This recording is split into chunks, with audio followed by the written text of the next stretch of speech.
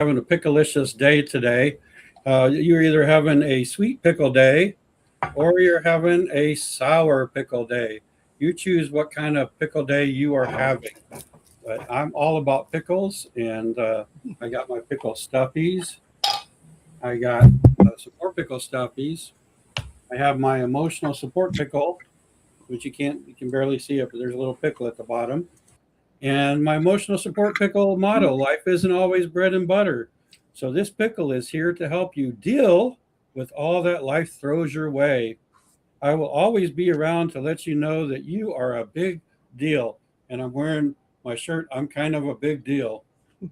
So, thank you for coming, and I'm looking forward to meeting up with you two now. So, Well, thank you, Mark, for that picklelicious introduction. And we are talking today about upping your social media game. And I think some of the stuff that we were talking about before the episode started and some of the stuff that you were showing off are great examples of ways that you can up your social media game, right, Francine? That is absolutely correct. That first little capture the audience. That's the most important part of any social media interaction you have. Sorry, I was enjoying my pickle. I don't know if anyone noticed the look on my face, but I was expecting a dill pickle, and this was a sweet pickle. Oh, man. That's the worst surprise ever. I am not a sweet pickle kind of girl. I can't do the sour ones. They make me pucker up like a crazy. And my kids used to get me to eat sour stuff, like Sour Patch stuff and things like that. I'm like, just to see my face go crazy. I really, really miss my grandma's pickles, though. Like, she had the perfect pickling recipe. I don't know. I can't recreate anything grandma. I tried. My grandmother, well, she's my bubby. That's Jewish for grandmother. My bubby had a great recipe, and I tried it. I followed the steps. I let them sit and pickle for I don't know how long. And it was just pure vinegar. Oh. Yeah, that was a long time. Well, it was a long time ago. And needless to say, I really haven't tried again. So, Mark, what I really like about what you're doing is you've got all of these tangible items that go along with the story. And, it's like a tale as old as time. You've got a children's cartoon, and before you know it, you've got the action figure that goes with the children's cartoon. So it's pretty cool that you've got all this pickle stuff to go with your book. You want to talk a little bit more about how that evolved? Yeah, we definitely need everybody to know what Nikolai Piccolai is. Oh, so Nikolai Piccolai was a book that was written, collaborated on by myself and a 10-year-old young man, and we collaborated on helping him learn how to do a bio, helping him collaborate on what the sketches should look like. He actually just said, hey, I want the little boy on the front to have glasses because I have glasses. So a lot of it was his input and his collaboration. We talked about some ideas in the book, making it a fun adventure, but it was also theme related, where it talked about being shy about doing a presentation, learning about research skills, a debate about whether a pickle is a vegetable, fruit, or other was one of the things that we added in there so that, the reader could actually go do some research. And because there's so many different answers out on the web about what a pickle actually is, where it comes from or what it is, we know that it comes from cucumbers, but cucumbers have seeds, right? And so some people say, oh, it's a fruit. Some people say, no, it's a vegetable, but you don't see it in the vegetable aisle and you don't see it in the fruit aisle. You see it on the shelves with, mayonnaise and ketchup and all that. So you see it as a condiment on the condiment aisle. So it was just a lot of fun writing it together. And I don't think the 10-year-old really realized the impact of being an Oklahoma author and at the same time an international author in 28 different countries or more. and 20 extra websites in addition to that. So, you know, and I think what that really boils down to is we need to teach the younger generation how to write a book. Yes. Oh, I like it. I remember I was a teacher's aide when I was in high school. And so one of the things I helped with was story hour, and it was the third grade level. And they all got the hardcover books where you got to color on the front of it. And then everybody kind of put together their story. So I've kind of been a part of something like that, but never quite to the extent that you took it, Mark. I think that's fantastic because it kind of also introduces mentorship in writing and how important it is to kind of have a team for feedback. Huh. Well, Are we doing that, Heidi? Mentorship in writing? It might be. I think so. So, so Mark, how did you start thinking about, you know, helping kids write books? Well, every time that I go to an event or to an event like an author visit, I always try to ask the children, you know, who wants to write, who really enjoys writing, and they'll raise their hand.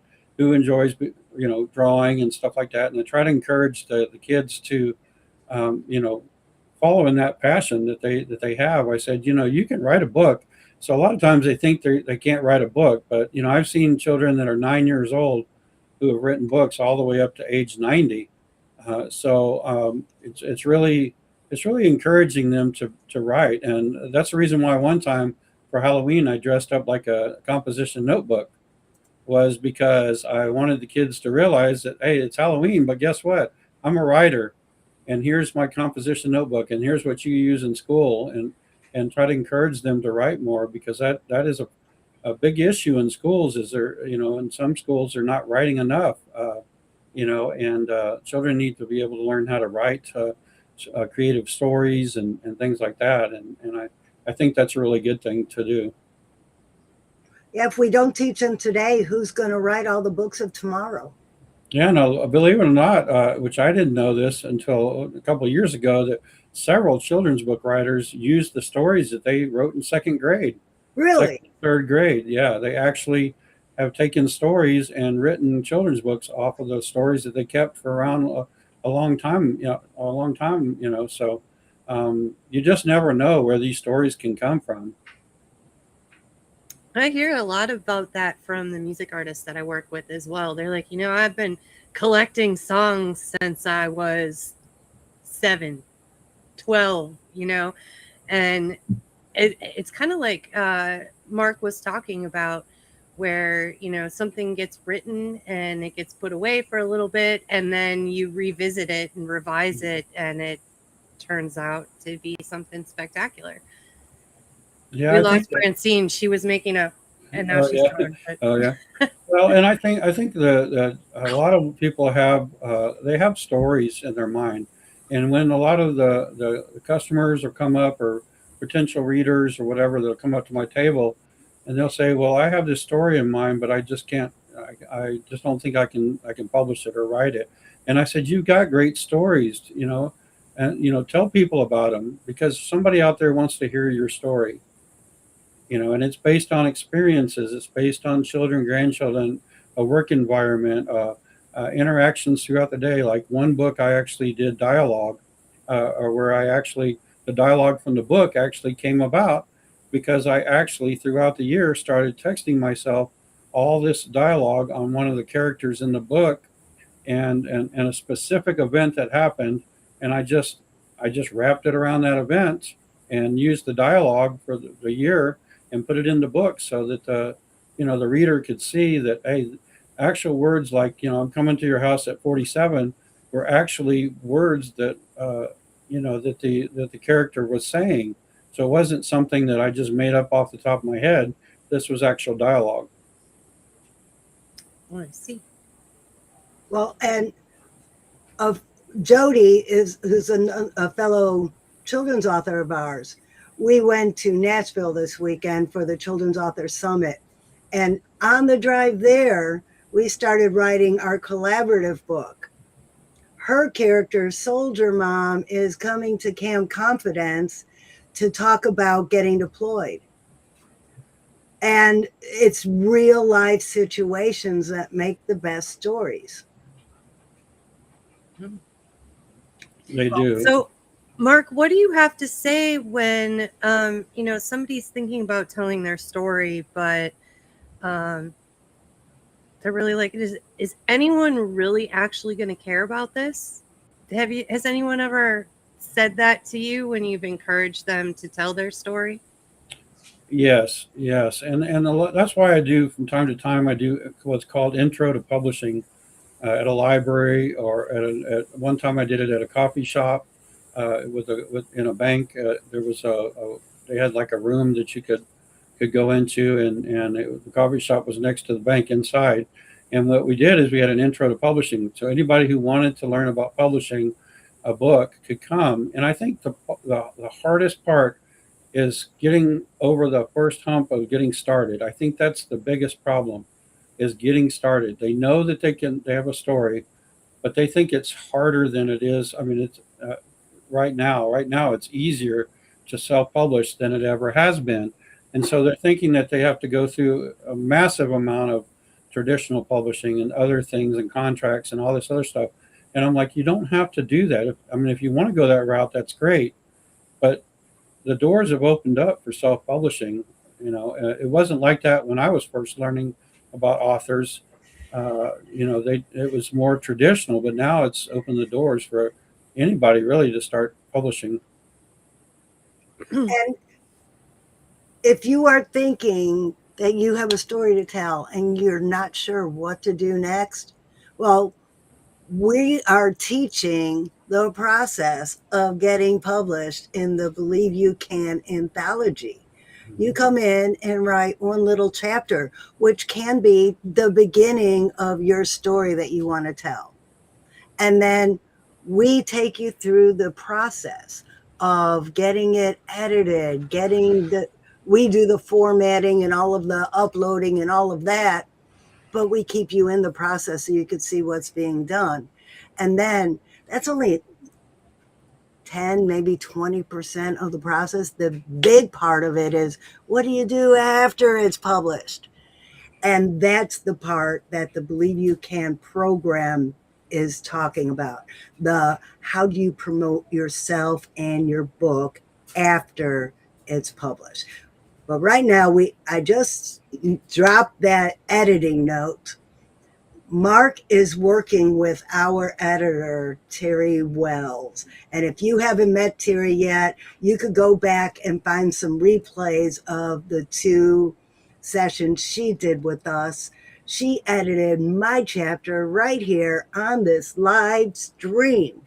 So Mark is working with her now on one of his projects. Mark, how's it going with Terry right now? Going great. I actually got the feedback back, and I'm looking over the feedback. And this is actually book 14. Book 13 is actually in with the illustrator and is finishing up. So I'm hoping that that'll be published soon. Hopefully, we're hoping by the end of August, but it just depends on the illustrator's time frame. It's getting closer, and then as we're working on this book 14 editing, that'll be in the process, and then that portion of it will be done, which I'll be happy about, and then I can move on to getting an illustrator for that book. So things are going great. So what was your process like? I referred you to Terry. After you connected with Terry, what was that process like? Well, it's, of course, I did a letter of agreement, and all of that. So I signed that. And once that letter agreement was signed, then she began the editing process. And so now I'm looking over the track changes and all that stuff, the comments, and to refine that.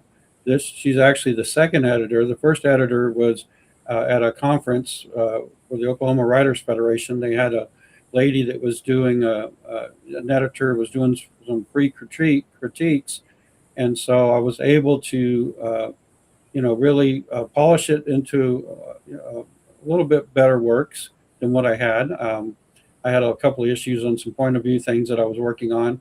and she helped me get in the right direction there. And then now I'm working, working with Terry, and so it's been a good process. So it's always good to have more eyes on things because you don't get blindsided. Hmm. Where else can you get eyes on your work, Mark? Well, you can get eyes on your work in what I call a portal party. Say that 10 times. And I've, and Francine has and Heidi, they have a portal party that you can go to um, and get some help. It's always good to have other people looking at your book. It really is. So, You So you got feedback at a portal party once, didn't you? yes, yes, I did. It was on a book that I'm going to finish up. I haven't done anything with it right this moment, but I have it on the back burner to be a future book. So, but Oh, the comments were great, and it helped me out a lot in trying to get in the right direction. what were you going to say, Heidi? well, I was going to uh, get to the topic of today because We've been we all were going to talk over. about stepping up social media. Not that this little side detour was bad. This was good to dig into because some people um, don't really understand a lot about the process yet. So it's good to talk about this and hear how it works. Um, and so I want to talk a little bit more about what you were getting at, Francine, the after publishing process. How do you actually promote the stuff and get it out there? So I'm curious, Mark, what are some of the things that you've been doing so far to promote your book? Well, one is coordinating with bookstores. They help put ads out for me. I put out ads on it. So really, kind of a combined coordination really on a particular event. Like I'm going to a bookstore this weekend, and we're going to be doing Nikolai Pickle, and it's got the pickle hat and all that kind of thing. So it's really promoting and promoting and promoting, and it's not like going on the social media like 10 times a day because you don't want it to be act like a bot. So you want to make sure that you space it out in enough time throughout the week or whatever, so that you're not flooding it every single day. But I try to get ads out. I try to promote. I try to put it on my website.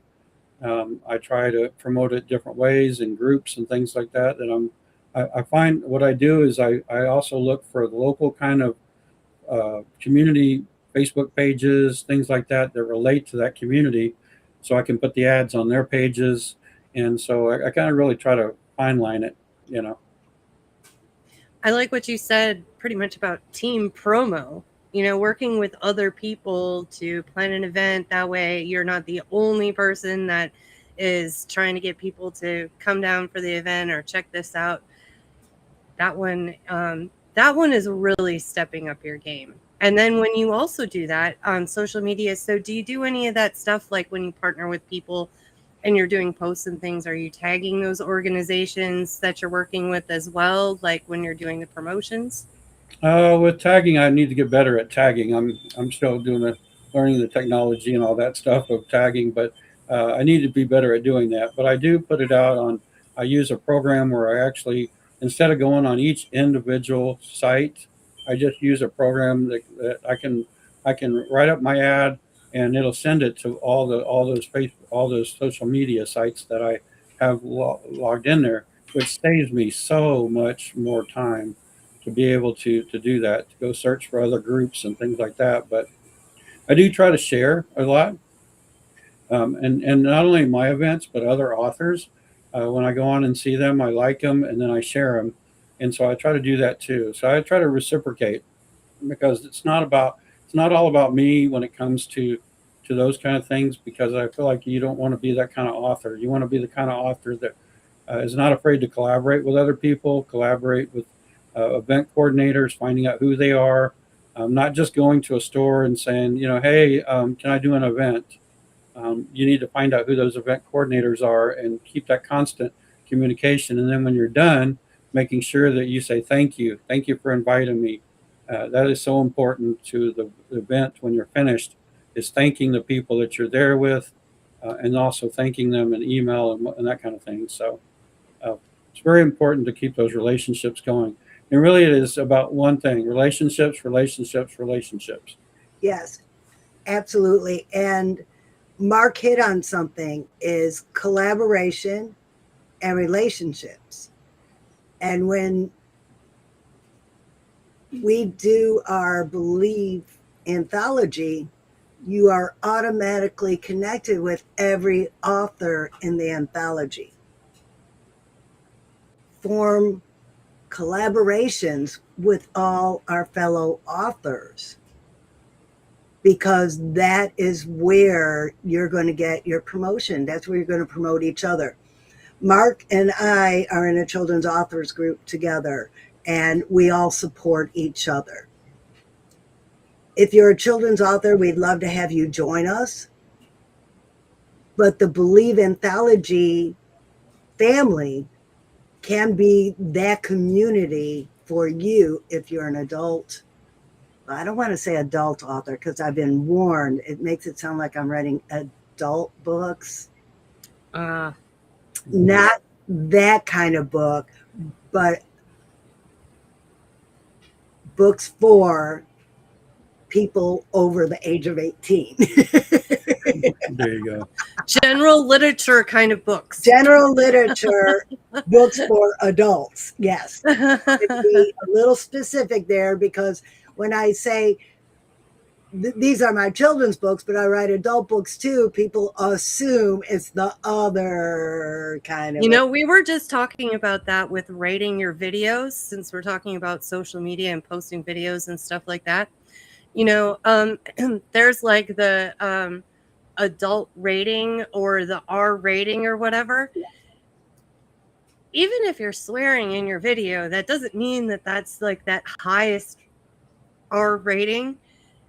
That's like really reserved for like the more extreme kind of video content stuff. And so when you label yourself there, you get looped into that. And so the conversation that I was having is a lot of church groups are posting that it's more explicit materials because maybe there was like a swear word or something like that that came up, but it really it's really not. So when you're posting things like that, choose the right check category. your rating. Yeah. It might not be as explicit as what you think that it is. So that's something I learned this week. You could always beep out the bad words. Yeah, right. Yeah, Exactly. it's so important too when you there's all kinds of Facebook groups out there and things like that, but some are not as active as others, and so you need to find those groups. Like I found Francine's group purely by a post or something that was out there, and in all the groups I've ever been in, I've never been in one that's quite like this one.